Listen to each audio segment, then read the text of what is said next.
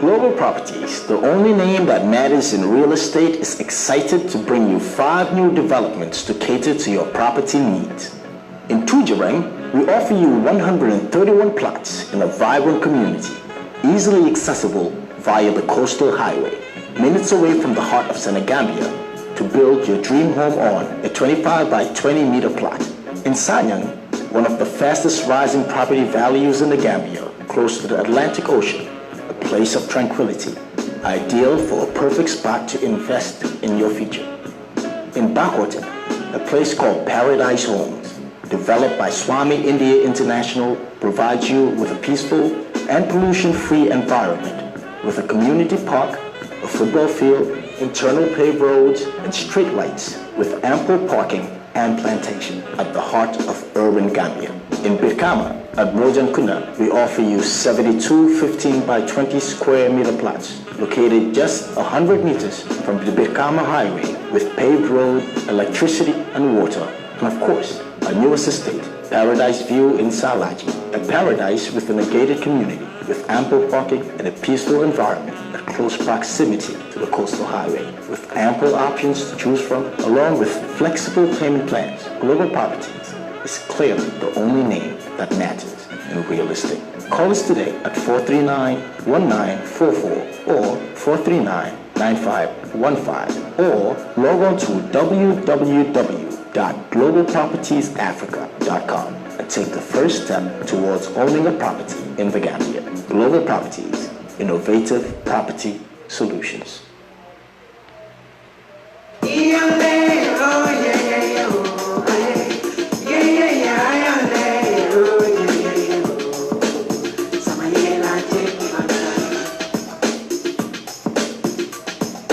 Yona Enterprise wolle nata enen kukuto sakonyin sunkaro me ya nyatina Yona Enterprise baleda me wala musera kunda bambot ye mune sambale na wala dulino me ya lonko ka fire refined sunflower oil nyin dulino lo ni edomo jata kende ya do ne biji nyali be sene ade ne dulini kendo long andi minli sambana itol fanka wala domo nyine ya sabo alanno wart wala na lafta jama sandiro la nyin dulino to wala kilin sandirolo alferol ke ali Yona Enterprise kachanyo ya 9003926832 7338899 9805526 Yona Enterprise babale dami wala musera kunda bambot highway butumbadi ngol al nga ferol ke sunkaro de nata mol lafta domor kendo la nyine ya sabu Yona Enterprise ye nyin sambale nan pour nyin kamala nale nyin tululu domo wati lanna ya la bije jata kende ya la fannala Yona Enterprise jarama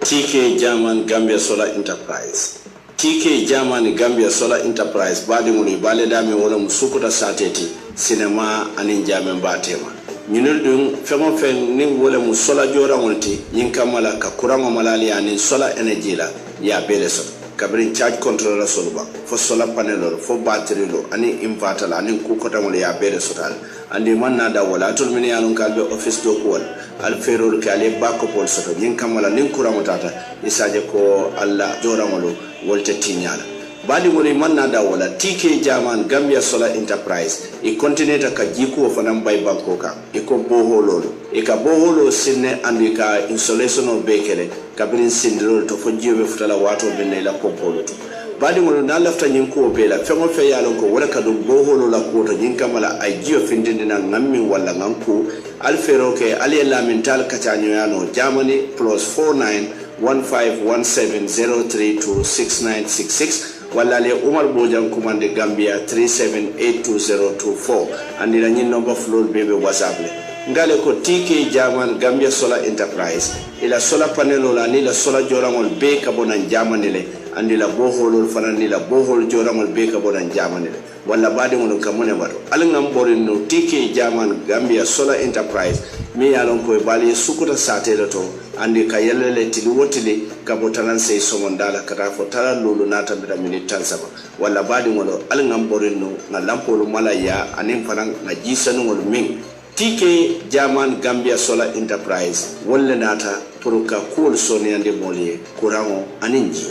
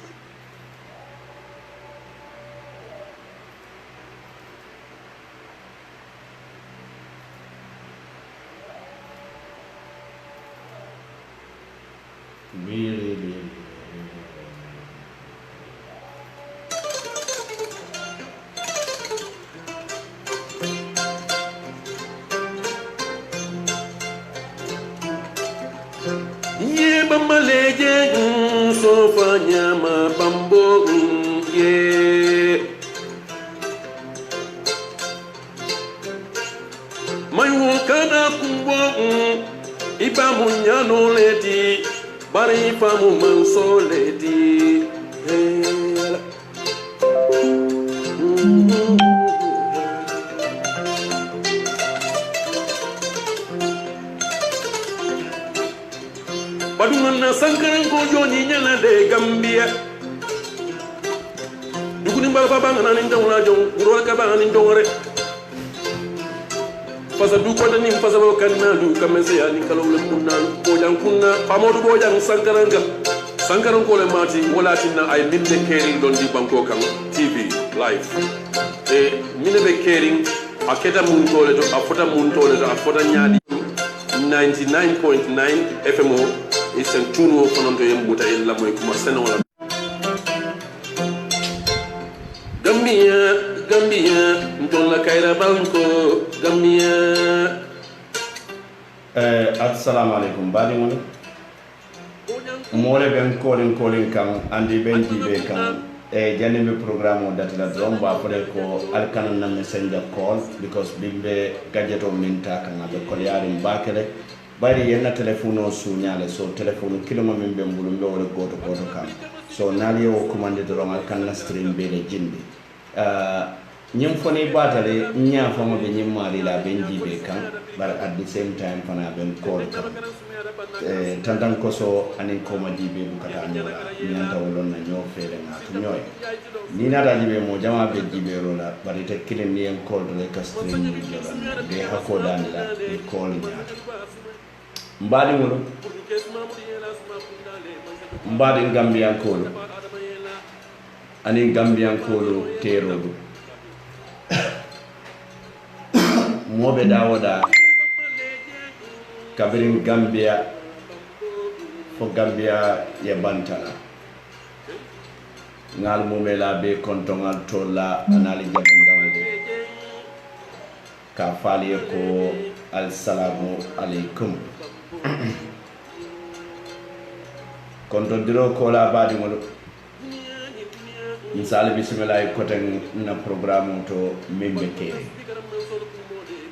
mimbe kere nde nka fo wala nyam ka to ko ngadati wala nyama mba fo kan wala fana nyama andum fanan Allah subhanahu wa ta'ala la man sabayato mbe continuer la ka banke wala nyama bari follow badi ngol ce programme dati nyala dalita ka dati nyamin wala nyenti ko ka dati ne man satalla toma bismillahirrahmanirrahim ka ko atelo mu kum fa yakuno de mi yalon ko ayen tulu dada amanna dan dada damala bari ayem bula fi samante dada refa mon la kono min mu hadama de ay hakilolu dinna ayem fatandi ay dolu findi ay dolu koyndi ay dolu sutiyandi ay dolu jamfandi ay dolu ñiñandi ay dolu manindi bari mo manete alaya bari dola manede mo wala mo dola ñiñaari wati bari fanan ay dolu koyndi ay dolu findi ay dolu sotondi ay dolu fondi o be mo man satallala nolati ñin kammala ntolu jongol se ka kuyala bayrin ate doron non man soti man somi yalon ko ase wokan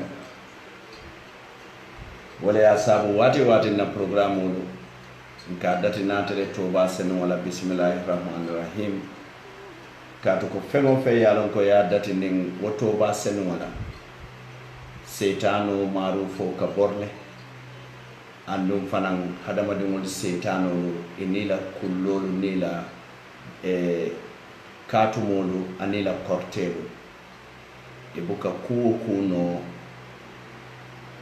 wo kuoto be yaron ko wala datita nim man satalla tom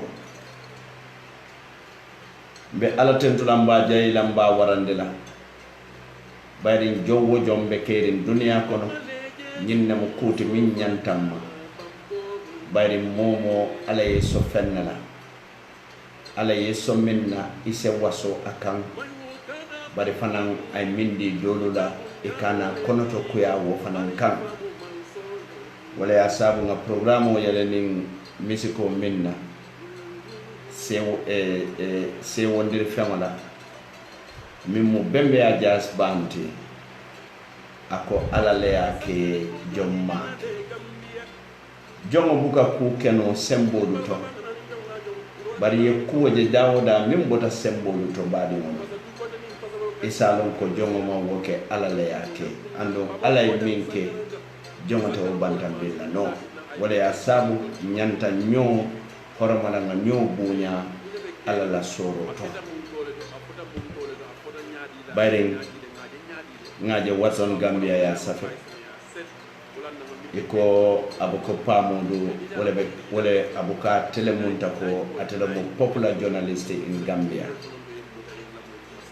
mbi tentula mbi jayle la wasafir kendo lula bari popularity wala mu ñenti ko darajo anim mo jamaaye long wayen tarañin ko konan nene mo wonyini je bari ninga wonyini nun jenta sotola ni e darajo ñini ko min kono baade mo ko soto bari ko ko tanole soto wala na bi modi famol forcé darajo kan akola be kete munati to ko yati anin nimiso wala ya sabun tolu be nyami mu wala be wala nyama kabirin watol to aliyello watol minna femmam falin na kulu to ni woterol min kata hani bi wotere kilin wala be mbulu ka femol min don hani bi wo fen kilin wala be mbulu anin fanan ka ko ku ke ku kendo luto hani bi wala ta bulu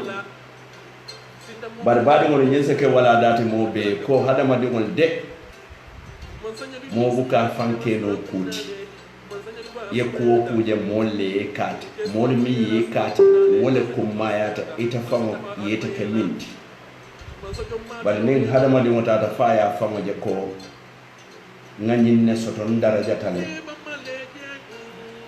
na kato le ye a saabu na baafutuwo le ye a saabu a maŋ ke wo ti wo le ye a saabu hadamadiŋ kunda nsem faŋolu ke moolu ye menemenolu ti ku kendoolu to niŋ wo ke niŋ kuwo kendeyata fo a dunta moolu la wo moolu le be cika la ye ke tuuraati bari niŋ ye faŋ ke tuuraati moolu ye wo lemu ñinti ko ye faŋo le impose wo moolu kaŋ aduŋ feŋo feŋ ye a faŋ impose moolu kaŋ wo lemu ka faŋ forcé moolu kaŋ pour ye a ke kuti i be a loŋ na ko moolu mu itaale ite mu itaale ti bari moolu fanaŋ mu itaale ti so wo lemu ñiŋ walaadaati walla mbe alla subhanahu wa taala tentu la jom maa ke nte faŋo maa ke alla le ye a ke anduŋ be alla subhanahu wa taala daani la fa ye kandoo miŋ diŋ naŋ na dookuwolu to ka je ko ka loo fuwaaroo le ñiŋ bankoo kaŋ ka je ka tooñaa sabatindi ñiŋ bankoo kaŋ jenkoo la karoo la ka je ko moolu minnu ye a loŋ ko feŋ maŋ ke la dookuwo ti fo moo beetaa ka wo cika ka sambeetolu ye ka moo doolu diŋolu faa ke tolu la diŋolu balundi alla wo maari alla ye kontinue kaŋ kanda alla fana ye kontinue kaŋ kanta kaatu ko ate doroŋ noŋ maŋ sooti miŋ ka a la joŋo kanda ate doroŋ noŋ maŋ sooti miŋ ka a la joŋo kanta andi ate doroŋ noŋ maŋ sooti miŋ ka a la joŋo tanka alla maŋ bula alla la tanka joŋol kono nse duwa na sabante furele ye tariya ñaama ñiŋ kamma la doolaa be mu laalaa le ti mbee be baturol la what goes around comes around niŋ duwa te bi sooma doolu le be duwa lantolu ye alla maŋ na duwa le jaabi la feŋo feŋ niŋ ye a tara wo le taata ntolu ñaa la bii ntolu be bula la wo nooma le nse duwa na sabante furele ye ka folol na kunti baa faŋo ma muhammad sallallahu alayhi wa sallam ana la dimbayaalu ana la sayboolu aniŋ misilime sabante fure toomaa fo alla subhanahu wa taala si neemoo niŋ kafaroo keeke dundi jannatul firdaus mbe alla subhanahu wa taala daani la bii fanaŋ komin dalta daani la waatoo meŋ na na ñiŋ ñaawalaa to fa a sen tanka neŋo la maasiiboo la bari a sen manta ben neŋo la kayiroo la ka kandoo ñinaa bulu bariŋ ate doroŋ na mu kumfaya kuunoo ti a ka fo le ke a ye ke anduŋ ate le ka a la joŋo kere kere tomboŋ joŋolu kono a taamu minulu beeti a ye kanda niŋ alla subhanahu wa taala du ye kanda seytaanoo maaru fo iblisa a buke filindinoo niŋ iblisa korta ka miŋ filindinoo hadamadiŋo seytaanoo te wo filindinoo le sako jinoo seytaanoo walla sulu saajimaalu sako saayi saayolu ñiŋ kamma la bii fanaŋ programme mi ye a loŋ ko ŋa wo le datiniŋ bisimillahi irrahmani rahim la fon sa kumfaanoo niŋ alhamdulillahi rabbil alamin na ala wo maari alla subhanahu wa taala nte naatolu mume bee feŋo feŋ be jiibeeroo la aniŋ miŋ mina jiibeeroo la minnu fanaŋ mina lamoyiroo la daawo daa kabiri youtube loŋ baŋ walla fo whatsapp loŋ baŋ mbe duwa la mume la bee fo alla sen bula la kanta joŋol kono anduŋ alla sen ke moo ti minnu ye a loŋ ko waati waati hakkiloolu bukari bula la la le ka tento ka jayi aniŋ ka warandiroo miŋ ye a loŋ ko a maŋ dandula soto baadiŋolu niŋ wo bota je naal se dun na programme o kono miŋ be keeri kaatu ko a be keeri ñaamiŋ mbaa fo kaŋ wo le ñaama anduŋ fanaŋ be continue la ka banke wo le ñaama bi programme o te woñoŋ jam fana ŋa tala fannaa saba le ti fannaa foloo foloo wo lemu ñinti ko mbe jiibeeroolu ke la kuu la miŋ ye a loŋ ko former minister honorable omar diallo ay ñiŋ banke bi standard newspaper ye bari feŋo feŋ naa keta standard newspaper bala doroŋ star fm ka wo janjan ne andu star fm ye daawo daa janjan gambia mume laa bee le ko wo moyi so a be kummayal le ŋa naa jam fanaŋ janniŋ a kuwo be futa la kiitii dulaa famuta nsa a kuwo kaca bayiri naa kuwo tata faa futata kiitii dulaa wo sembo tentolu journalistolu la pour ŋa kuwo kaca saya kuwo be tan la miŋ bulu wo lemu kiitii teelaati a be kiitiyo teela ñaadi bari janniŋ a be futa la kiitii buŋo kono fo atu tuure be futa la jee lafita le kaddiyaamaa la ka oje daani pour ay ñiŋ kuwota a ye a tuje niŋ wo bota je président Barrow baaba naata anin anti corruption bago le nata wala mu jenkote andu ngalon ko Gambia yes e mo signatory ti dabula sarta kawon kono mi yalon ko eyo ya wala londi jenkola karola anin jenkobe kella nyaadile andu ngalon ne fanan ko ECOWAS yes sarta kamo fanan londi Gambia ya dabula wotola aya signé jenkobe kella nyaadile anin jenko kari lan kenema la nyaadile so mbe wo fanan jibela do mon anin president barola diamol ba hakilo bulan la kuwo dolla ba tentula baake kuwo dolla bari ñin no mo kuti mi yalon ko a ñantan to Gambia do mo bem manyan nakela mo to mi yalon ko ben man sake do yala mi mun na ñaton ko luti manyan nakela mo to mi yalon ko ben na ñaton ko lu sino sabala bari sake mo to mi yalon ko mbe pekiro ni chodiro kelela ila man sakunda ko ne be minto bari ni ata dibe to nya Gambia de mbe mo bakilim fakilinati bari sungo wo mo sungo doronnati ni bakilin fakilin ñoo kata suŋote abe ase kumandino minna wala mo amu suŋolete andi te fana ñanta lon na ko suŋo don suŋo to mu suŋolete so mbe jele fana jibele ni wo bota je fana mbinane na dandango fana jibe na dandango bayri nyimbe tata abe nata abe mu corruption te andu president Barrow e wala ko no Mauritania ako ni nata jibe corruption wala mu jeng koti kado dingo fa kete dingo balundi aka kuja male nasinde national development bayre bankola nyato ta mo buru jamal ta ko hadama dingo de mbalu bala alinga jibe fengo fe yalon ka yen dimi mbalo be ka kalamata ni nyimo ye dimi ibu kala fi ku kela no balo be sa kalamata ase balo be muta ase balo be nasinde ni nyaaye dimi ase balo be muta ase balo be nasinde ni simo ye dimi ase balo be muta ase balo be nasinde banku do ko national development de l'Orientale abu ko la hadama dingo kungole bala bulole bala singole bala konole bala everything ne bala min be do hadama dingo la bari ni ko mbatunga investment yiro wande wala mu safarut bari jata kende ye nya kasi wala wo safaro wote nafa soto la katu ko munam mo sasari mo wote safaro kala no bari fana ni ko jata kende adam male sabati ndino karamoti je tonya ni mo do jato kende ata bar londo tebulu ferolu tebulu karama la fana wo fana manke national development jata kende ata nafa soto la so wala ya sabu na mandinga kunda to ke bado alfalu nko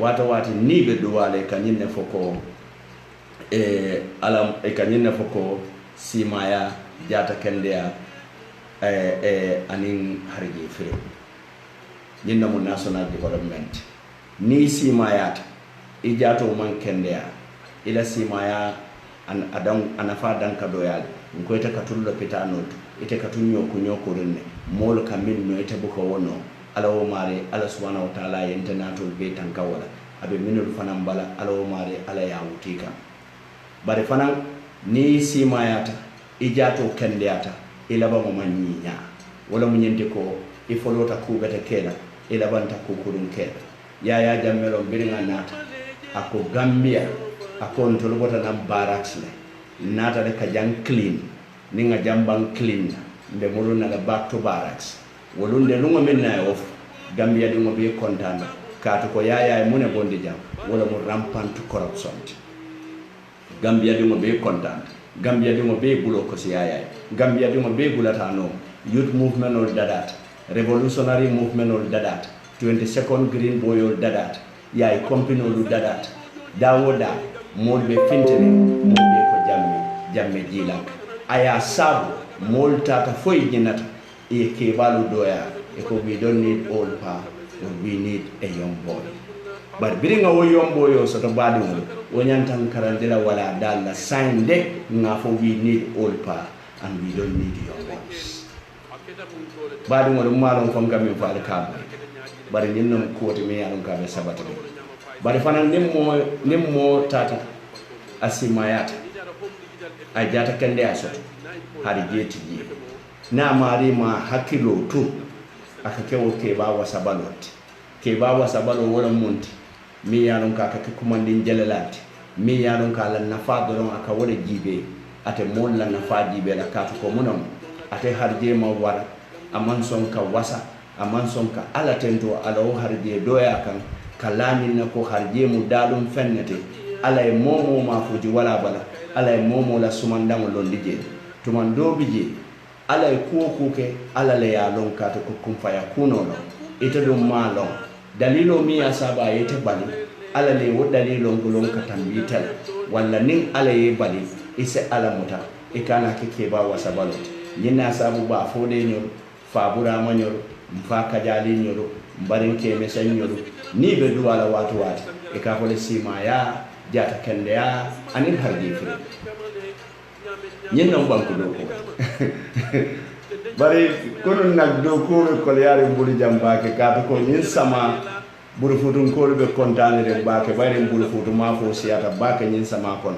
inata le yembatan dinna studio kono kono fola ba wala mam programme fa on nyanta kala nyami ma keno wonya mam batata bur futu ma fo wala muntu wala bisoti min itolo min sama boy tatem biso siata bur futu ko banka mani yola dem fa do ma serigne boja ni de ni sama wata de yalla ni sama na biso ka siala e ka pani bale ta e jio fanni jete ye lampu ba mara duro ye pano lo ndi jio ko so e ka je biso ni firfirta duro ye jolon jio ko e bur futu ke asa ko nyanda ko ne ko asa ko nyadi pamo do adul birika man ko ma nyillo nyimbe mu protein net ngay mu non protein da ko ne fota man protein do ndimo mimbe america wala ka fo nyede so burufutu mabo siata jaya sabu kuno man programme ko no wala burufutu ngolo itol nyanta duwala bake adama baro ele bari ke bado fana ya fanya konya adama baro jamano diata ka sama jiyo bina kande anduna mafo fana be siaka so badi ngol nimbo da wototo wala nyenti ko ngamurum back to the topic mi alon ko wala mo oje jalloti Mbadi Gambian code. I am in full solidarity. Mimbe Kering is in full solidarity with Kerfat. Kerfat. Badi ngola nga jibe rock. Alin kana song nyem politician oli intimidate.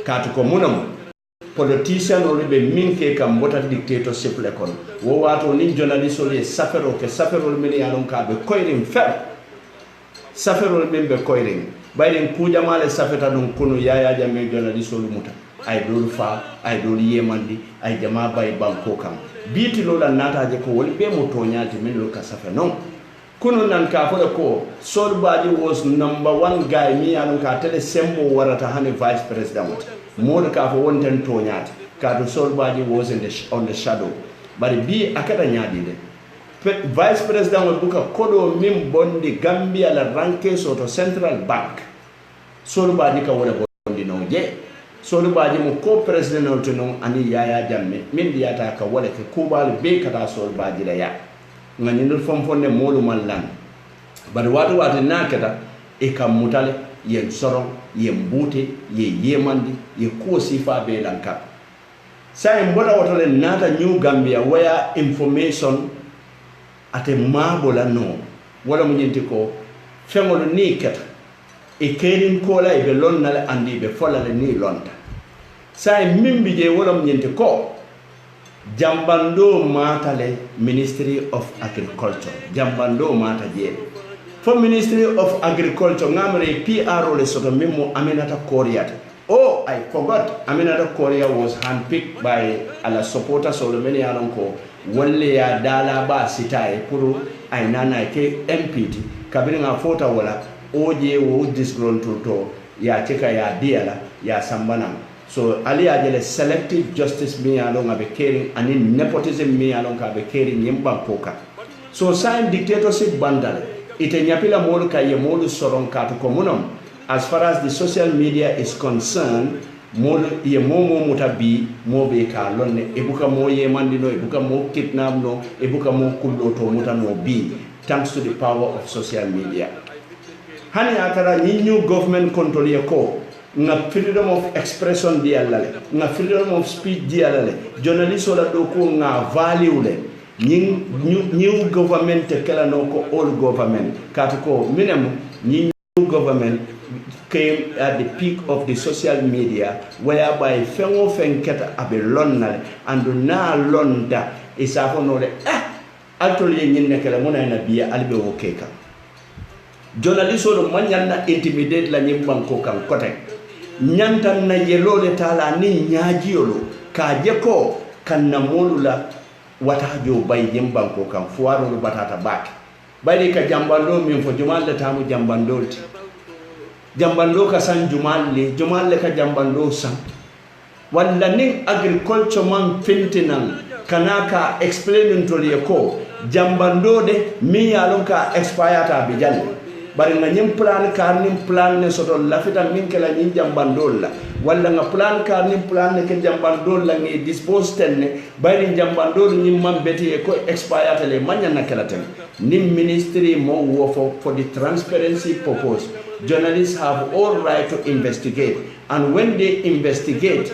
they will report the finding of their investigations alma to ñaf bari mune bina kala ñemmu police case leti abitala kiti bungoto alata ali la moy bi ndele nga ñem faali ñemmu police case leti oje be malula malu nyami alon ko wole be warala ay malo minke ñin dondo nko kule kata ni amoy asunkanta na man sunkan buka kuma yesi kumbaje yuru yara la damin fembije minka yuru yara deje duwo ya haynan santa be firfirla dula kilimoto abita bina be firfirla ni je korsi ni man keren fureje ibe kacha fureje la walle sa fureje bari fem furele ya sabu duwo ka yiri yara wudula kilimoto kata nyaba la na manke abuka na keta abe fola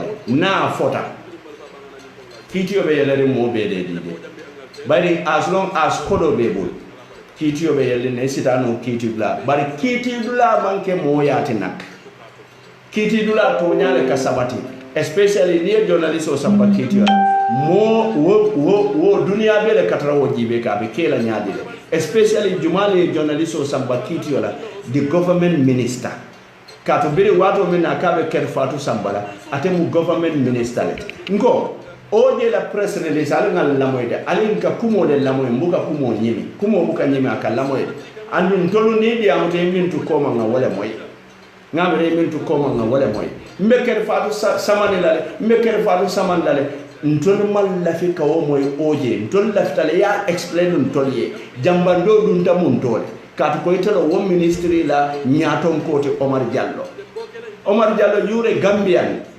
ngejele be former government ne nata new government mbe ya jele so tumalamin na nyinketa what is important state house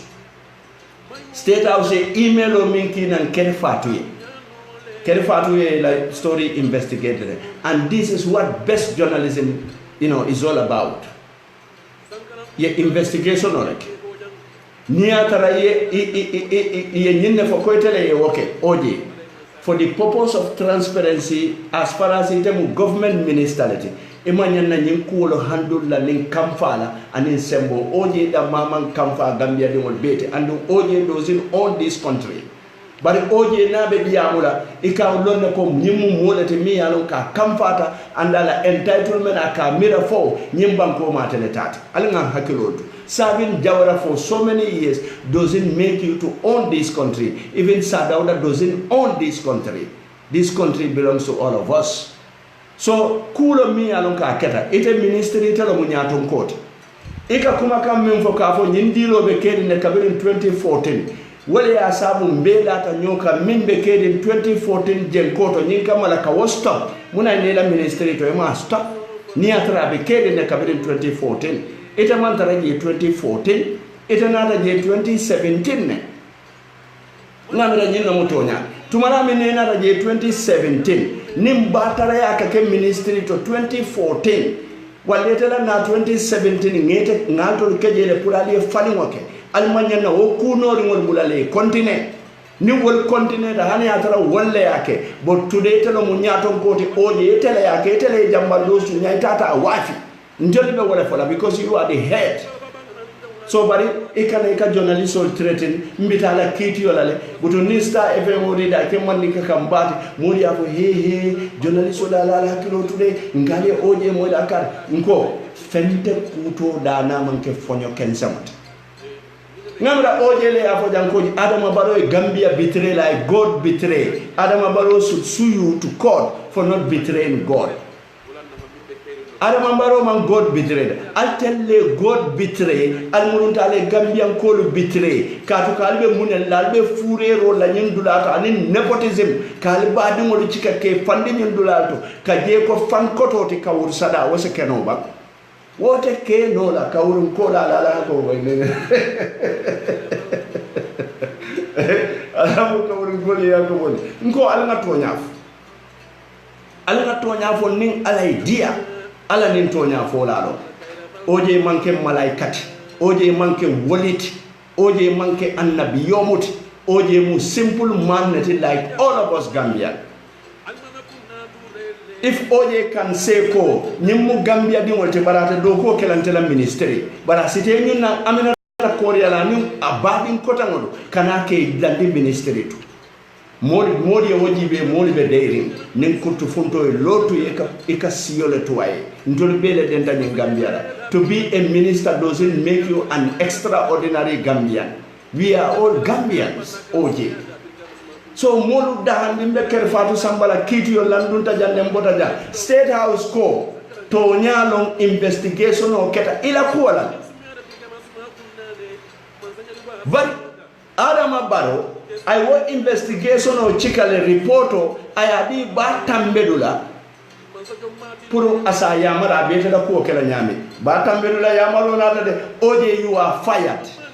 Adama Barrow ta fulan to de corruption la sabu nga fired but in tolu nga long corruption le asabu ye fire because nyimbe kene bale State House ko e ka ba tambedula advice le bato kabiri nyinkuo fintita ngo batambedu ye kamune batu ma advice di batambedu ye advice dile based on that advice wala ina Adama ye bay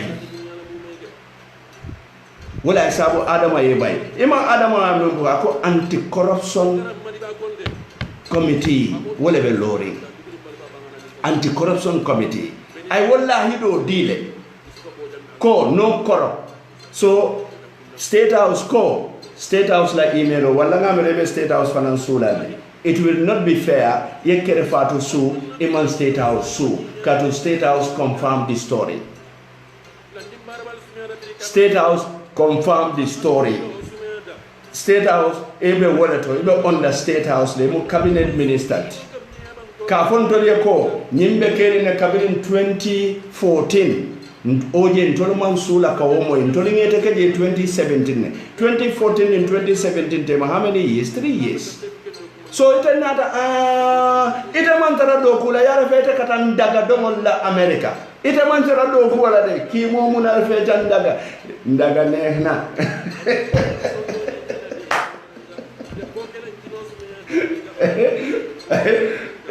biyo kay Badi walalaji be, let us be serious.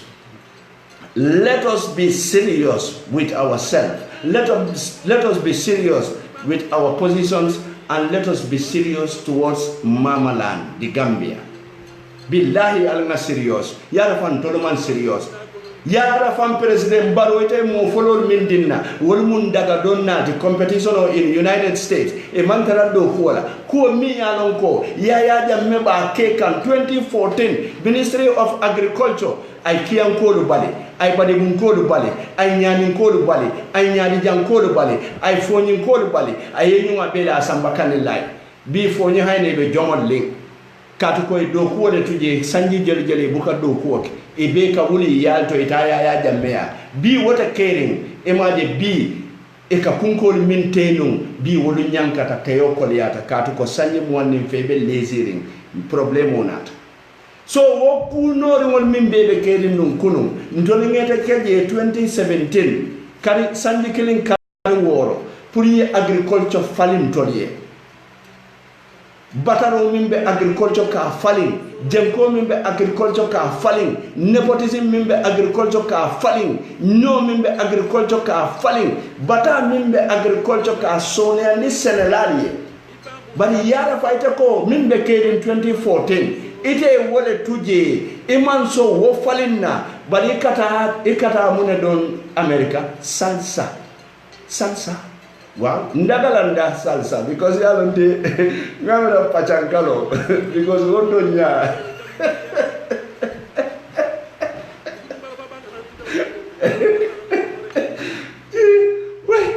ngo ala fo nyema because yalon daga ni bata don na fo say simol fay santon daga is not a gentleman dance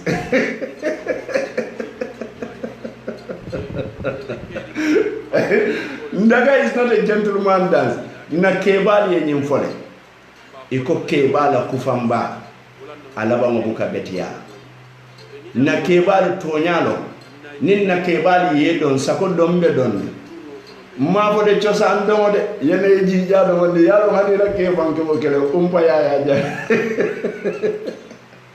Bari. Ini muso ke nyati ni nyola. Mi manke la musote. Ika pachanga ke fola bangale ikebul no that man maybe they have a pachanga teacher or salsa teacher at home. So ndeta sonawara we are in solidarity with Fatou Toure and the Gambia Press Union should be in solidarity with Fatou Toure.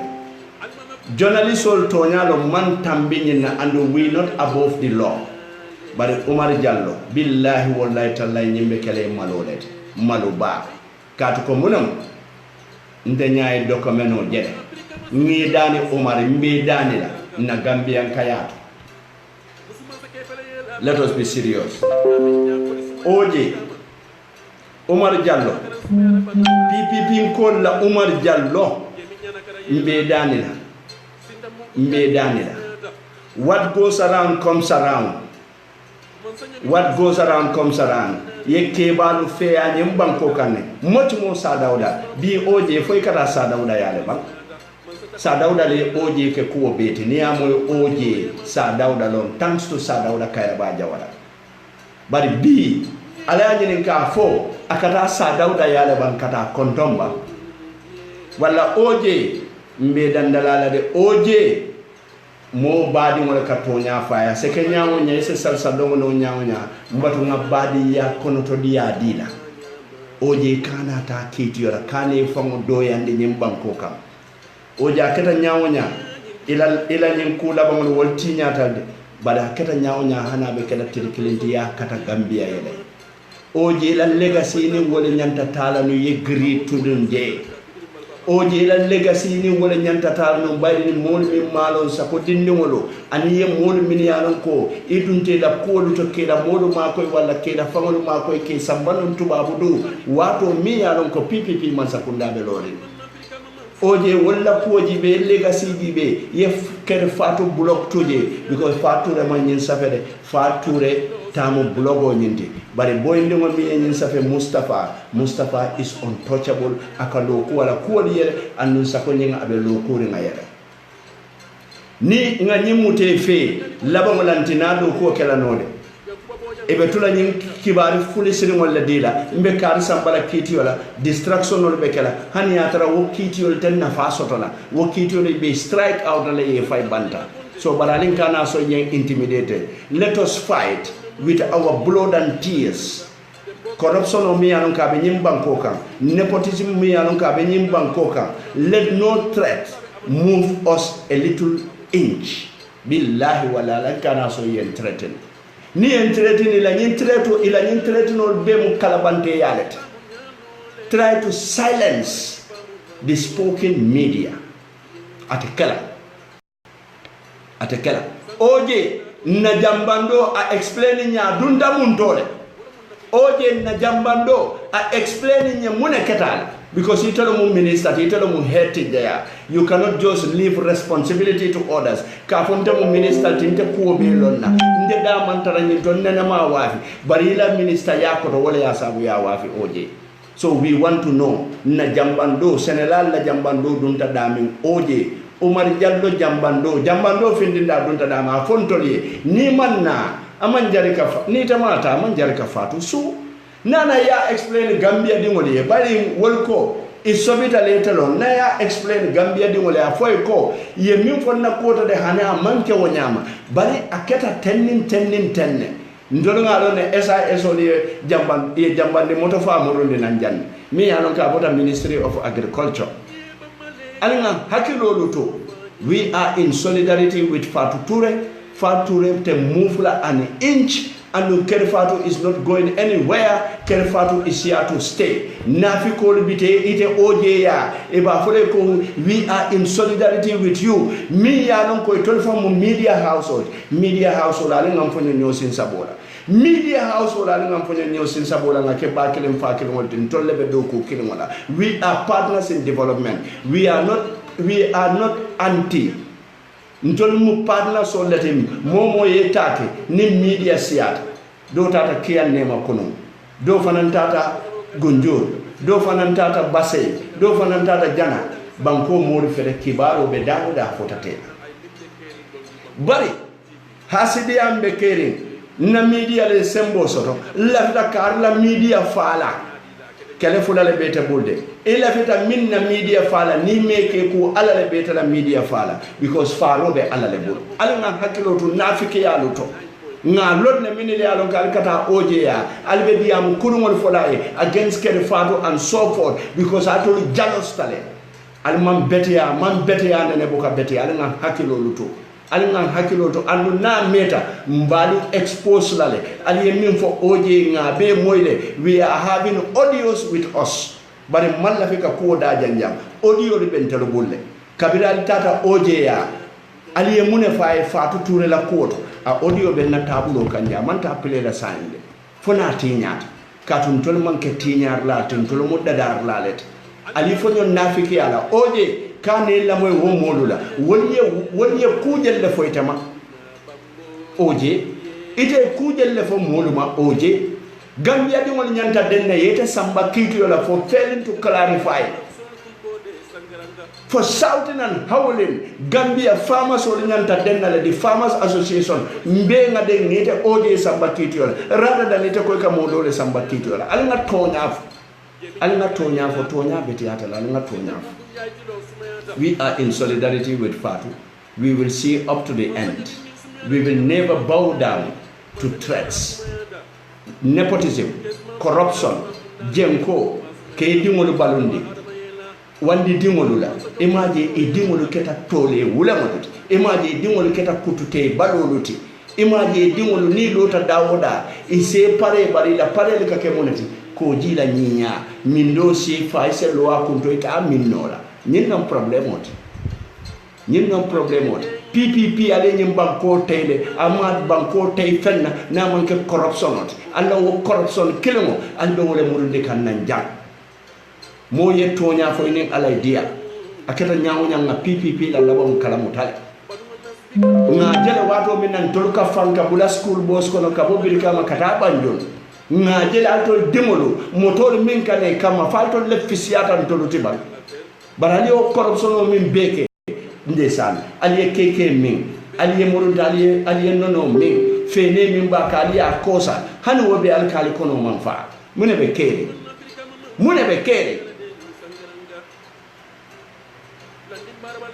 ni wo bota jellon tariya nyama ngana back to the program mi yaron ko wolam corruption ti Adama Barrow ne package minna follow mitala Adama la some of the famous quotes like ni jibe Adama mune foto based on that semoro nga kudo ta ni analyze what so mbatanga nyendo jiba ko currently a national anti-corruption bill has been promulgated and an anti-corruption commission is being established. In addition, the Gambia has signed the African Union Convention on Preventing and Combating Corruption, AUCPCC, and the United Nations Convention Against Corruption, AUBC, in order to adopt best standards in the fight against corruption. President Barrow said, noting we are determined in our quest for victory against corruption.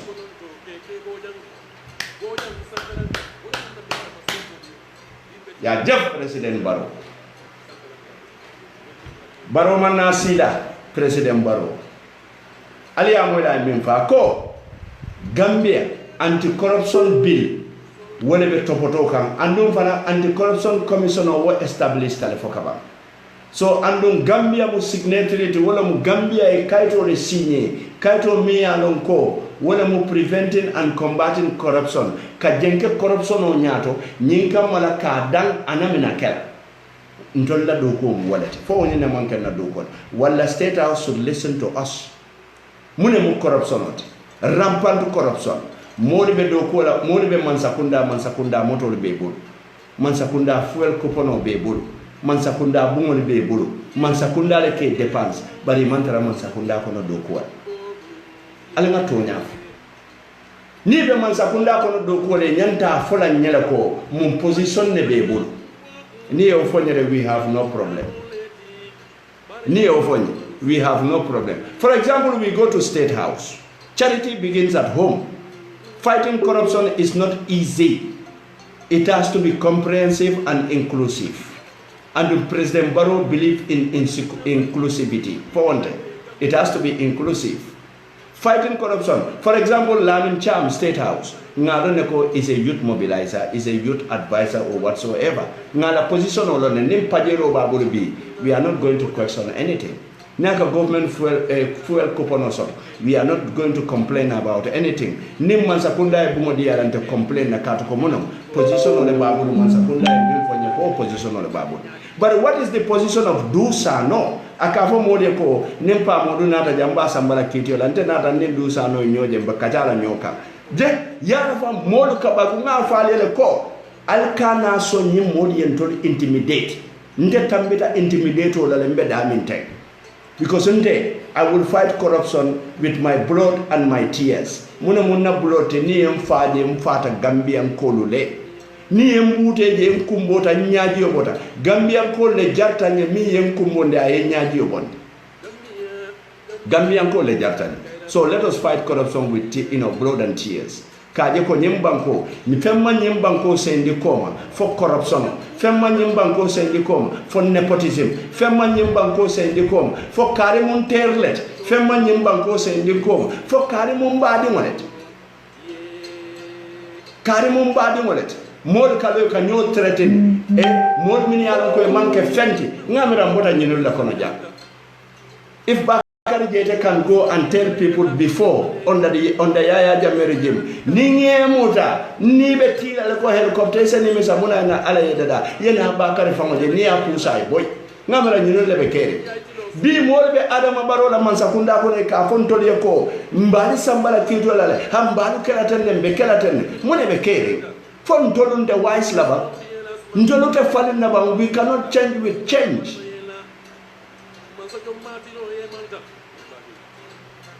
Alinga fatu makoy you are right kono sedili nga atol min be diaspora kodo ni wole ka kitiyo ali fatu makoy support in solidarity nalu wulta social media Twitter ala keje politician or hainam they are threatening our journalists.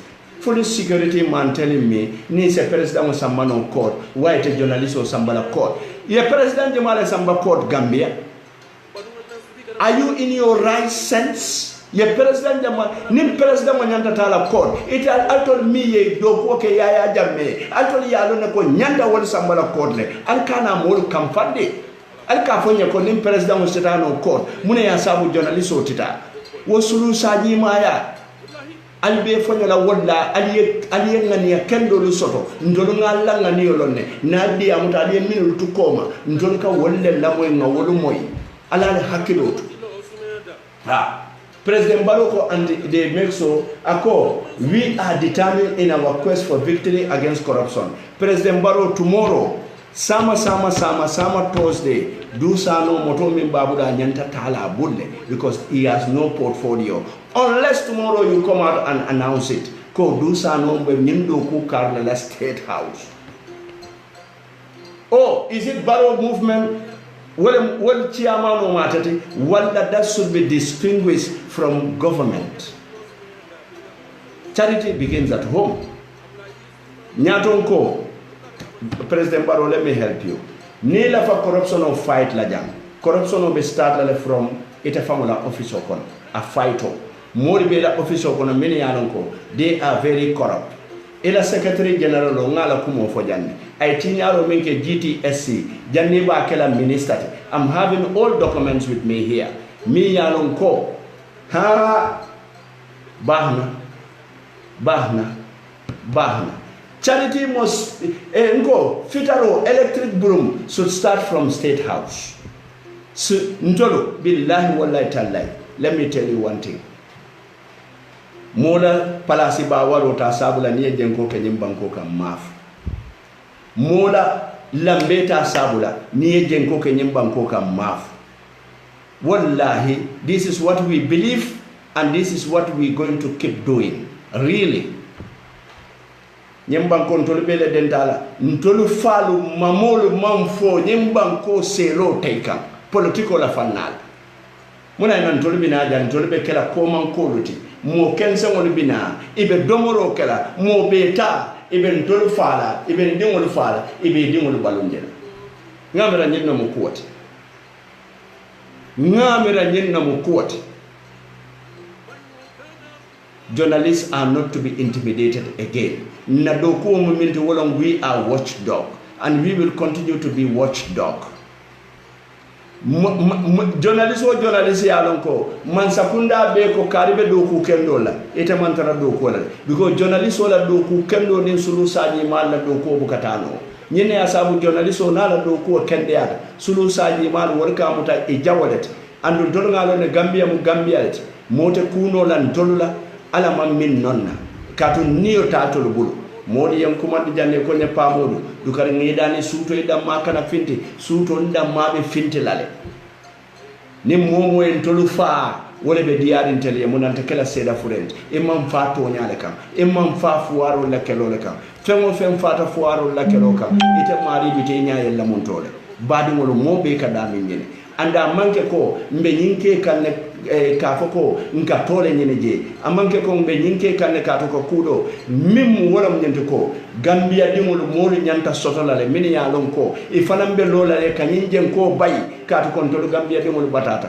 ndolu falu batata mamodu keta slave to nyimbankoka when they were kingmakers mfalu nata keta slave to nyimbankoka mbado keta slave to nyimbankoka fenteng fo mo kun kilingol min ya lon ko e kan to ladindingol fa e ke to ladindingol balunde ngamira nyinne be ke banko mi ya lon ko mbele dentala mandula soto na manke janti ni yewo foy ko nde babo ta janne mfaabo ta janne mama bota jang aka kuya doli aka kuya jumalle minulu mama mambo jang ali ngatto nyaaf ni yewo foy ko temo tribalism ko mo moy mama bota dami nga fo abota janne to alin kana son ngbo yalitu dingo minke bo ayatu wo mu ding kurungolete alin nga hakilo do alin nga yamuta ntoli bota janne ntoli e janne soto ntolle be janda dal nin janti nyata atinyata ntolle nin janti nyata nimiso be lala ntolle kam walla Gambia dingo beye ke polisoti Gambia dingo beye ke korseglati Gambia dingo beye ke biamulati kaje ko jenko e banyim banko ka nyanta bannale ja molbe do ko la Ministry of Works ninga banko la kodo di puri e silolu do ko e tolla kordale be dami e kasilo bondi woto fo kilometer fula mi yalon ko million o lot kamano ke foi la kordale kono chok e manke president e manke quindi mo beta ya ite ya soto be min domo la foi ma fa totuta ye bungo mi yalon ko fuaro buka hanya e dunja ni samato na dunda fana buka hanya e sila ranka ni ma fa si wato dole fam ni ko isi buka son kasila siranka e kasila tapele kam fente kan la sirango non wo fuaru la ko do te na o beta e ko fuaro mai na da man si man so ta man do mo so adingo man ta karamo ala bungo ka sulenne ye o ko do bonda bulu e ko te manafi mo le saba foya pour la moto sitano ay dunje ñinne be keden Gambia area council do kulale bi jan nyaton kol mini yalon ko bi ali Brikama al halo jena abe nyadi Brikama is a no go area itata dawoda silaba wo bukama the main silaba bukama ita hani le yiduma dulabe ni suntu kumo dulabe be sunkankan Brikama become a ghost town bari area council do kulale bi jam min yalon koy bero ye area council la moto luta ye bero bi area council to yala ye area council la gredelta itol la cordale be dami ye silo bonde kabirin silabat ye bero dada foy la cordale kol Brikama marse mantano bero min nyanta bonna je pour ka o marselo ni wasilo dada mo be mo min yalon ko walla ke la namolu jo wo mankeno bari mo kilin de san min ka tele bafutu da fotilo boyta wole mo be femota kasilo dada mo be silo amo dada atada mala silo ay wodada katu ko munam atolo Mr. Bafututi nyinde be banna Gambia diamore be nyim banna and President Barrow can you mean before please let somebody forward this video to State House. I mean every word. Ni la fitambe tambile nyatombe silol tandile la mba tandile la mune bekere kabirin KMC for Brikama area council bari nyinu lon sun kanyi baluti kodi jama ka soto nyinu leto ani BCC kodi jama ka soto nyinu leto bari mune bekere fuaro be batari njandoro nepotism ni corruption on bija mote hani la kadiyam ni diyam te ka kan guroji lenke guroji minella yete sun kanyo ye mo be fengo sunya ye wande dingolu fa ye modu batandi ye sate modu kurandi ila kunna kuya ikana fo hay kan guroji lenke guroji minella mo be tata ika fo kan guroji ngoni na be keri nyimo jawolu ni diam de ka fo kariwo yala te guroji tale amalla fi modi ye min soto modi ye min soto ye mune soto ya soto mun tole jumala ya dila aite soto rek ye soto nyaadile Mr. Money Man, tell me where you get your first money from. You know what you make it wallahi corruption on bija dantal yeah okay mbadanga sound to another President Barrow speech because ngani lu choboti president of famala dia mo kono bari charity begins at home wallahi billahi tallahi nje corruption of fight la no nyemban ko kan nin president o mamma koy president lo ma koy tat ninga corrupt people will expose president o nyanta muneka electric burumota e fita fai senia nieno ya foko you are the most president me ya don kai firing and hiring ngo nyinne yaya jamme mendi Gambia firing and hiring yaya jamme o mod min fire nariye woluta yaya mo kurumoleti mo jama bi jaye fire mo kurumoleti ye kuriyale e ka kuriyale kai kabiri felta ka o kuriya kai lunga minna ye bay bari la kuriya follow ye wol kele wala why should we have mercy for them? President Barrow, let me read this. On the home front, the president informed colleagues that a commission of inquiries is ongoing, and its revelations have shown the extent to which resources meant for national development were grossly misused and diverted by a small clique of unpatriotic and dishonest Gambians and their foreign partners in crime. President Barrow, you have just hired Mamburi Njai just now. Is President Barrow really serious about the fight against corruption? Are you really serious about the fight against President Barrow? Ntolu batata le anduite na batata do ne because nibe batata nyoda janne nibe struggle de kenyoda jang for be alhamdulillah ite you are the decision maker ite you have all right to restore sanity in this country in the presence of ECOMOG here in this country. Billahi, you have all right and you have all means ibuloto pour kanyem banko fali ka security fali ka daji ko fali corruption or la fanala, you have all right. President Iye Mamburi Njai le appoint. Mamburi Njai is among those small clique of unpatriotic and dishonest Gambians Mamboure Njie is their captain. Tangara is their, assistant captain. Let us be serious in the fight against corruption. Why? This Gambia belongs to all of us. Ngana ke safari ba kensa mote expert oliene safari ba duke. Ngawo safari read without no commitment. It shouldn't be. Safari na fota commitment ole nyanta tabla je. We have established a commission of inquiry. A commission of inquiry is londele. Mi ya lonko abe keskisirol. Akobari kullol min ya lonko wolle bota wo commission of inquiry sto. Woli ya tandinna ko soto fengol ne muna fengol min ya lonko inata nyimbanko kampuru banko la nafa ka fami national development mo dandan ne fengol tay bandi mali e fengol organize on patriotic wolom banko jawo banko din jawo. President Barole Afontema Afod. Ako, grossly misused and diverted by a small clique of unpatriotic and dishonest Gambians. Unpatriotic Bankudin Jawolo, or an dishonest Minuyalon Koi Mantiling. Je, Mamurinja Kunum Bankudin Jawba, because Commissioner ya revealed. Ko, I cool like a Minialon Ko. Corruption or long. Corruption or long. Tangara, Amanda corruption of the Baringajele, he works for the Alibaba. But here, Walter, and President Barrow, let me remind you, until we are not sleeping, let's be realistic. Let us be realistic. Charity begins at home, man. Charity begins at home. President Barrow, Kabini Mama Kande Konia Doko di la Batala.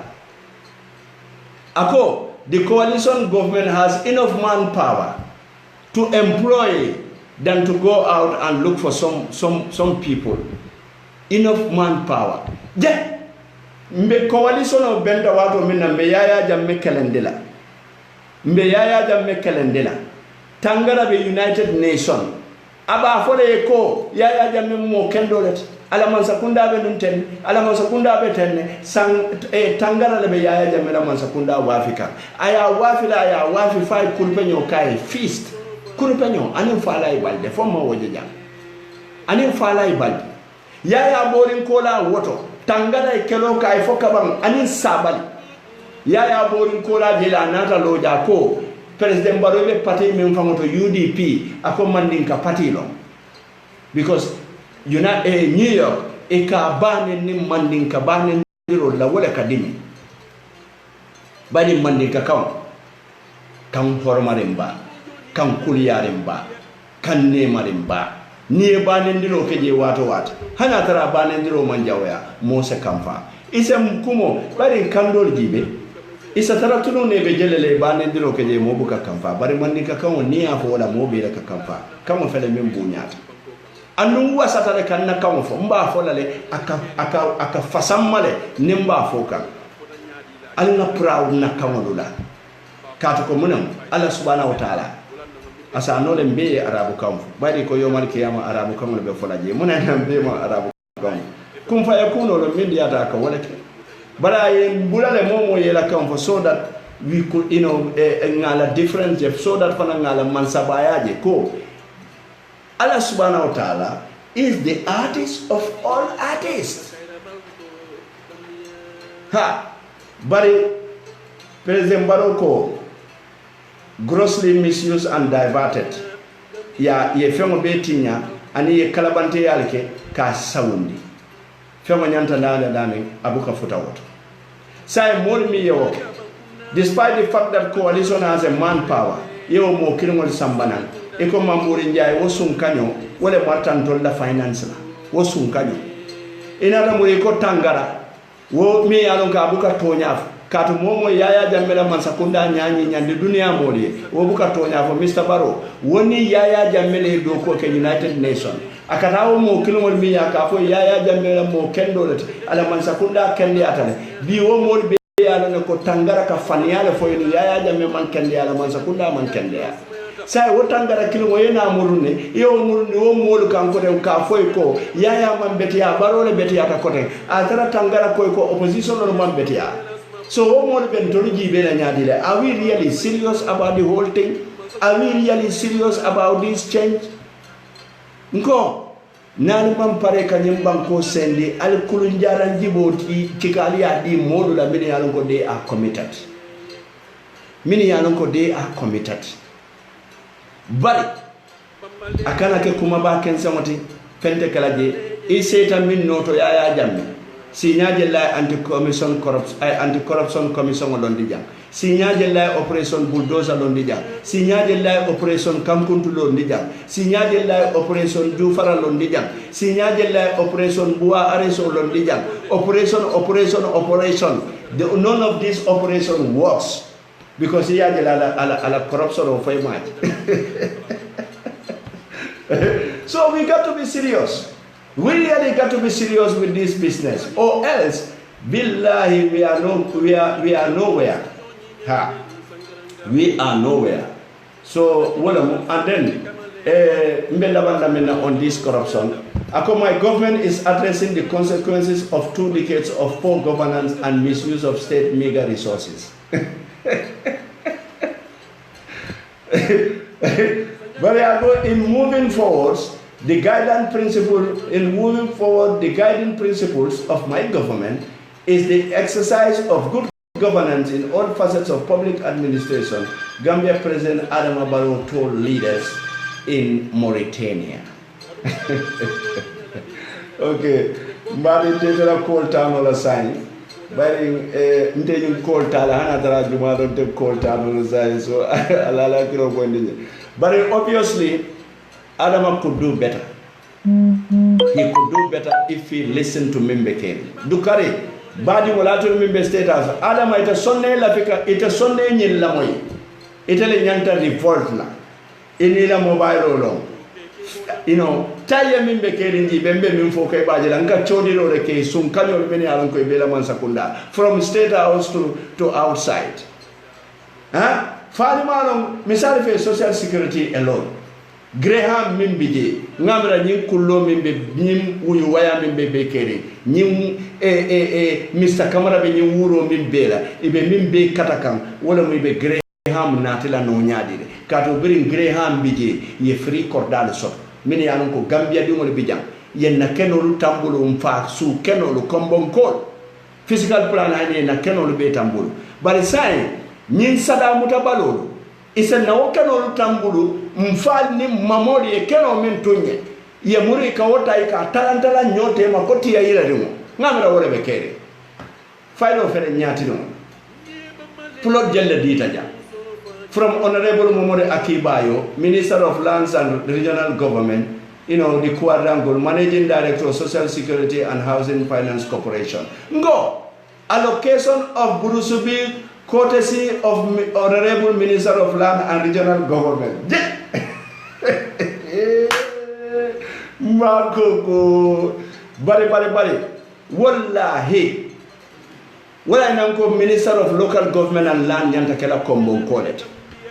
Niye wandi molu ta yeke na local government and land nga lon ne kena sonko min baby je land grabbing min baby caring andu nakaro min baby caring keno la karola amantara dula kotande abe kombo jande wala al kombo dingo keje mi yalon ko ay kombo la chosano long ay kombo la damakeso no long social security bina ibe wala non dula do to yela keno lu tuje nin development no banta ibe murun na lete la o keno lu to inate na keno lu tay talantala nyotema komburo ni mbota komi ni dasa mo wato sita ite nyin donta afela ja Honorable Burama Kesanya, Minister of Planning, he got a plot. Honorable Mrs. Hassana Jallo, National Assembly member, free plot. Honorable Dembo Mbaji, free plot. Honorable Aisatu Oba, Hanibi Abije, free plot from Graham. Mrs. Fatumata Gassama, free plot. Permanent Secretary, Office of the President. Mrs. Sekou Eke Sanyang, Deputy Permanent Secretary, Ministry of Local Government and Regional Karab. Rohibite, Deputy Permanent Secretary, Office of the President. Mrs. Karamot Terera, Auditor General. Karamot Ture, Auditor General. Mr. Yankuba Turoda, GRA. Mr. Esa Jallo, Deputy Commissioner General GRA. ya ñunu bele so free plot la social security le ya dila jumale ya dila Graham even the then central bank central bank manager or director I cannot chika ya dia ñinne be kere free plot e kanyo nene wala kanyo dukune wala ñin kamala kanyo deyindi badi wala fatol mala mo be kere ba Gambia corruption president Barrow ñinne tambita no ikoma jannibina ando hani bi ñem plotol mu wandi tallete kombo kolle tam buru subi wala mu jumaati buru fut bijilo ani sukuta la kenol etate nyapite kam ngamira yaya jamele o kanin tafanjay Gambia doronde business mo kenen na business or private business e kata ka nyapi keneti yolu kam hani atare ye bungole lo e ke la bungole boy e kamuri ka di private business manola mimmina o bungole lo la je ke wafi and is a profit making ndolo ka kenyadi le ha the list goes on you know inata jang Mr. Esa Jallo deputy GRA kanna keno di wala pour mo pour kanna tax kodo di we will visit GRA too yage you talk about Alaji Conte director of operation GRA Mr. Lamin Kamara clip desk officer Ministry of Foreign Affairs Mr. Lamin Kamara Ministry of Foreign Affairs hani binga ni men fo be do ko la man sakunda ko are we serious are we really serious with the change fuarol be batari nede corruption o be kerin dantal you know Mr. Seku Kujabi keyboard fonye bondali West Coast region you fanan so keno la buru subi free you come here Sadio Dia Gum Works free Mrs. Rose Kujabi Gum Works free Modu Sar Gum Works free by Madi Sise, Director of Budget, Ministry of Foreign Affairs, free. Mampol Kamara, Diaspora. Billahi wallahi komongori uliwato sita. You talk about Ibrahim Sanyang, Diaspora, care of Sehuti FZL. Mba koko. National Assembly Speaker, Mr. Ablai Boja, National Assembly Deputy Speaker, Honorable Fatou Mbaye, National Assembly Majority Leader, Honorable Fabakar Tombon Jata, free plot. Honorable Fabakar Tombon Jata Kaloja Kateka Mole preach. Ko 3 years let Barrow come down, ne wonte be ibe Gambia di moli jamfa. Ite be mansakunda minkon, we Gambia di moli jamfa. Kuo bela kuite ya long Gambia di ngol la nyantolo Gambia di ngol jamfa kuo bela ya jambe bira nat ana oda farare mo ay mune fo modi ako is not staying longer because politics is dirty atamanta sila de anata le doron kadula fitabe muluna barracks dula fito took him 22 years Fabakar Tombon Jata yara fam Fabakar Tombon Jata de fam mutapalent free plot ye wala di da jang jumale ya di la Graham pour ka la position o bambandi nyine asabu social security la Modu Kamara ye kungo wuti jumala be di do kono secretary general want to bring Graham nyine asabu he is promoting brouhaha at that social security ngabelo ngale ko faydol min be mbulu dori bi je ni ngol fo bi na safety be kolyala bakale nyimbanko kante wala fola dole bije linga wolo fo bi ngamra the next available trope min midara Dakar no wala midara nyola because despite the new Gambia but we will be on the target Gambia di wala kuriyat anyong Gambia di mo fi Gambia di wala kuriyat anyong Gambia di mo fe manyo mo National Office of the President, Secretary General and Minister responsible for Presidential Affairs, Mr. Lamin Nyabali. Office of the President, Deputy Secretary General, Mr. Suleiman Samba. Office of the President, PMO, Permanent Secretary, Mr. Dauda D. Fadera Dauda Mafo kote Mafo the list goes on. I'm having the whole list. Free plot Burusubi ye sukutan ko la keno table from makara mutaja sukula dinni wal ko under their dead body yaya jambe ko Allah wo dead body me wala cikala ngal bula 950 from wo kala mutaja fani ni nata wadu nyuma le suwo kuta from buka nyo sute no wadu nyuma le suwo kuta ala fo for suwo kuta President Barrow, this is what is happening. So this will help your anti-commission corruption. Nyim nebe ma ko da pour anti-corruption or corruption or wipe out nyim bankoka. And that should begin from State House. Wo alaji si se mimbe balaji, protocol mimbe balaji, sun kanyo, wale be bala. Secretary General mimbe bala, sun kanyo, wale be bala. Wale permanent secretary new will be many aronko, they are uncountable. Ibe sun kanyo. So President Barrow, you have to clean that State House first so that we can start fighting corruption. But Damante Jeman clean, it will be hard for us to fight corruption. Katukomunum, singo belorim for lankan, jalo singo belorim for lankan. Wallahi at a cosinon. Gambia, nebe caring. Nebe caring Gambia. Abe caring yamin kasata warinyama. The list goes on. The list goes on. Office of the President, Permanent Secretary 1, Miss Aissatou Oba again. Office of the President, Permanent Secretary 2, Mr. Smaila Sanya. Office of the President, Permanent Secretary 3, Mr. Ibrahima Tamba Kunda Jawara. You come here, Ministry of Lands and Regional Government, Director of Physical Planning and Housing, Mr. Musa Baj, Director of Physical Planning.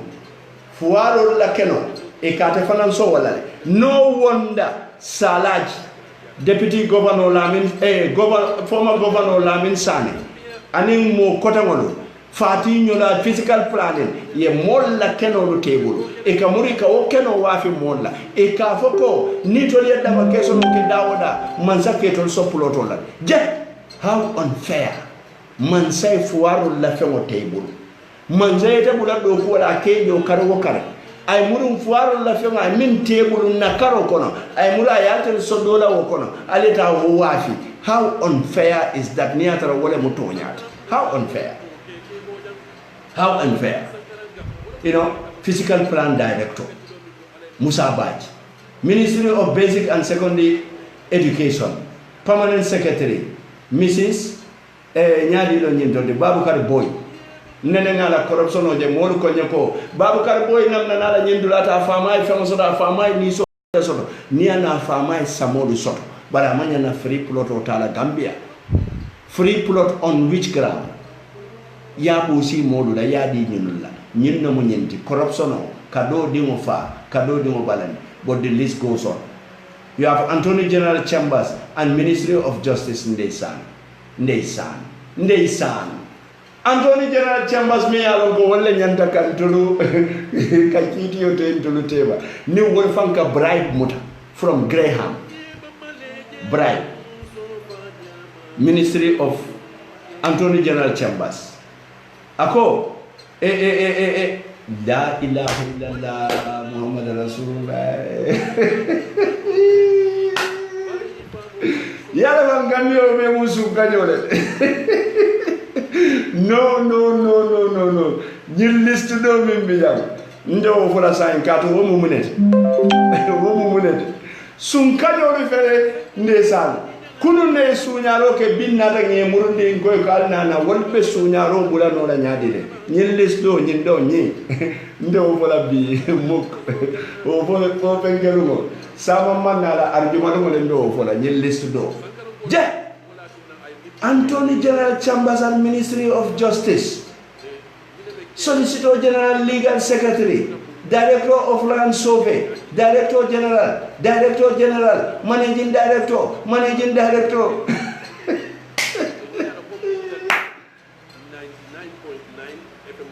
No.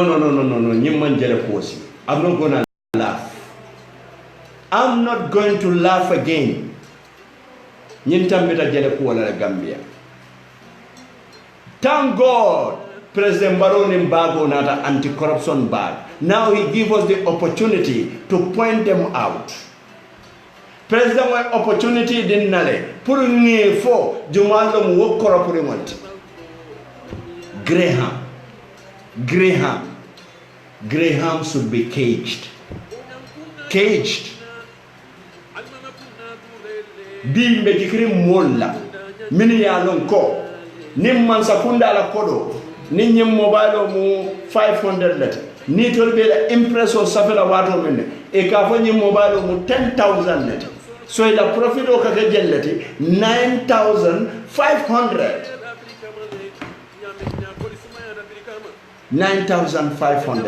These technocrats are thieves, nothing more than thieves. Ikafo manke politician not, mu technocrat holdet.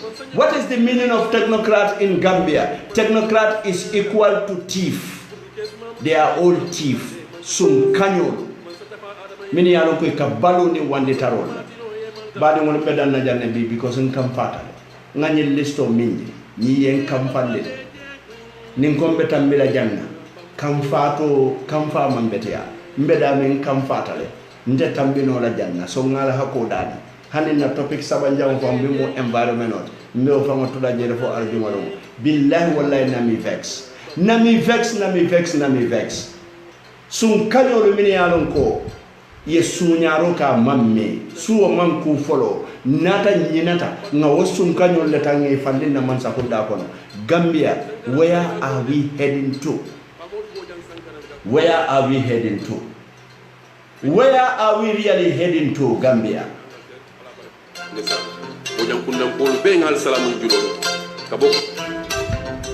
Nye mama leje so banyama bambo ye hey mama leje so banyama bambo ye dunia dande dunia la mu mege baduma na sibi garam man solo kumbode brikama sankara madiba konde pamodu bojang sankara nga duguni mbalfa bangana ni tawla jong benita bojam be Angleterre bispa bojam be Angleterre ala baraka ngesa bojam kundam pol be ngal salamu judo ka bokonna to kato wallahi badu brikama man solo nyi nyala de sankara nga landim barbal sumiyada brikama le taba alamati lo sumeda sankaranga badungan man sol kumbo gamne banko kande sankaranga badi wolo corruption fight o mandia bari do ko min be mbulu ni banko ka siata bak yene asabu be apila molbe alim ma ko na do ko to ndor fana ngal ma koy kibaro be dawda corruption be jamin na fintindali fengo fe yalon ko ida fita mimbe keri mako elale kabiri njorangol tolom bang fo buna fangol dom fengo fen kasin kain ali feroke ali Lamin Konate mi yalon ko be UK wala mum mimbe keri na coordinator ti nali o commande doron Lamin Konate abe ko be fo dalele albe o kala nyami albe Lamin Konate lam nomba alba commande Lamin na pour kam mimbe keri mako bari mimbe keri lafita be mo jamale recruit ka right now ando lafita recorder lale lafita camera lale lafita microphone lale ani ko kotama so wala femo fe yalon ko ngani be la kaje ko kalafan tol kan kanyinjen ko bay Gambia kono jang al Lamin Konate kata ala number wala mu 0044 777 1676759 mba repeat la kotem Lamin Konate la number ninga lafta mimbe keri mako la na platform ida cash o kind ali Lamin Konate commande London ala number momenti wala mo 0044 ni atralbe Angleterre bantalale 0044 777 1676759 ni atralbe Angleterre konoto laba walebe minkela wala mo 0777 1676759 wala mo Lamin Konate walla baadiŋolu miŋ be keeriŋ nka sata wo le ñaama miŋ be keeriŋ doroŋ ka sata wo le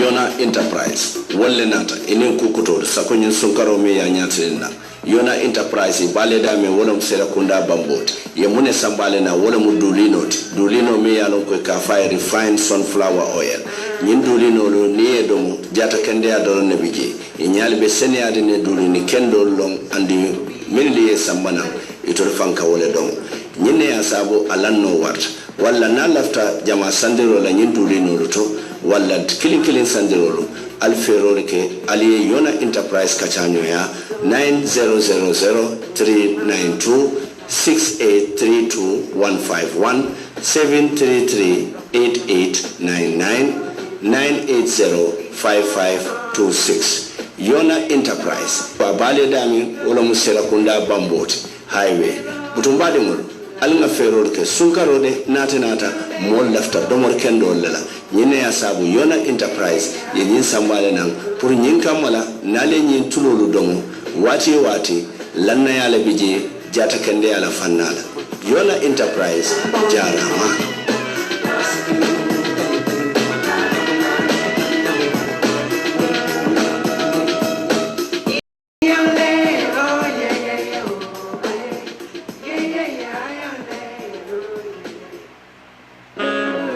Global Properties, the only name that matters in real estate, is excited to bring you 5 new developments to cater to your property needs.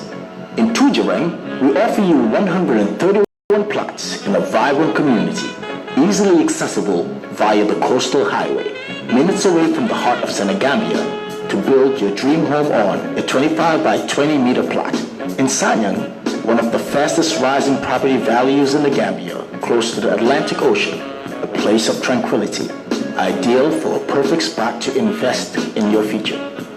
In Bakote, a place called Paradise Homes, developed by Swami India International, provides you with a peaceful and pollution-free environment with a community park, a football field, internal paved roads, and street lights with ample parking and plantation at the heart of urban Gambia.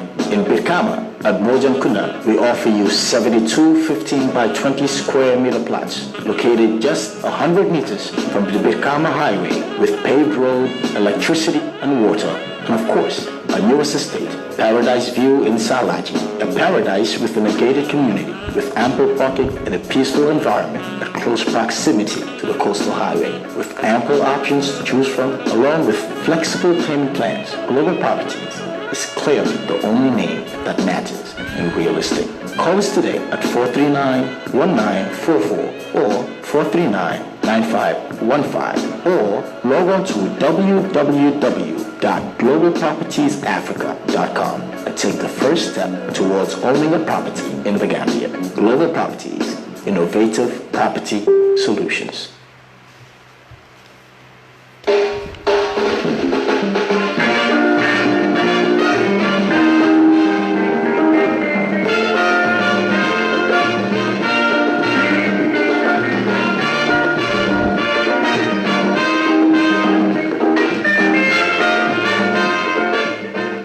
Ngolo wala mtonyati Yona Forex Bureau ibale dami wala mu sera kunda bamboti andi fele kunda basonale bakote dami yalon ko wala Popular House ti opposite bakote la fish market Yona Forex Bureau itondo mudulati dami yalon ko ye location o sodo banko kan nyinkam mala alla kodi kiyol na la kodi kamon ni e kodo kiye Yona Forex Bureau ibe dawoda buka jari e pasu jo kata bla doto bari nyin temboto banko dawoda kabirin sate ba anin sate temalan kolto ya sota beleto andum fanan sate ni wol mini yalon koy masoto ni e kodo soto doron ye modo soto mini yalon ko ibe kodo sambala ne foy be dami walla Yona Forex Bureau ibe Gambia le nyin kamala ka kodi kiyo anin kodi janjam ka wosoni andi Gambia de mon yemini yalon ko walla be Gambia bantala anin mini yalon ko walla be Gambia konotala Yona Forex Bureau ibale dame wala musera kunda bamboti wala muida kunda bati